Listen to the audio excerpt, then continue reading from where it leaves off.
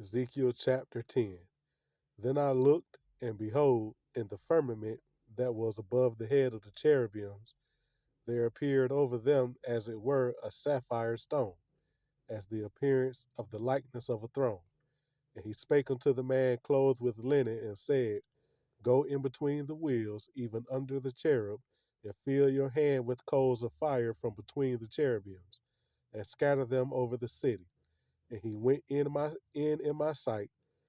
Now the cherubim stood on the right side of the house when the man went in, and the cloud filled the inner court.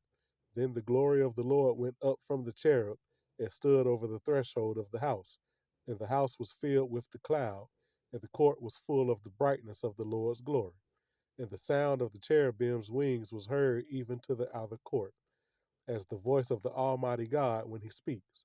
And it came to pass that when he had commanded the man clothed with linen, saying, Take fire from between the wheels, from between the cherubims, then he went in and stood beside the wheels. And one cherub stretched forth his hand from between the cherubims unto the fire that was between the cherubims, and took thereof and put it into the hands of him that was clothed with linen, who took it and went out. And there appeared in the cherubims the form of a man's hand under their wings. And when I looked, behold, the four wheels of the cherubims by the cherubims, one wheel by one cherub, and another wheel by another cherub. And the appearance of the wheels was as the color of a beryl stone. And as for their appearances, they four had one likeness, as if a wheel had been in the midst of a wheel.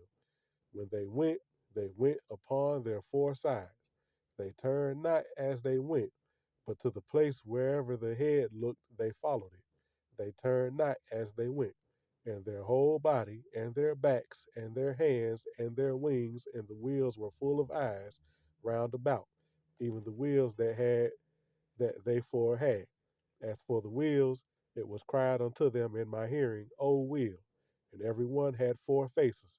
The first face was the face of a cherub, and the second face was the face of a man, and the third face of a lion, and the fourth the face of an eagle. And the cherubims were lifted up. This is the living creatures that I saw by the river of Kibar.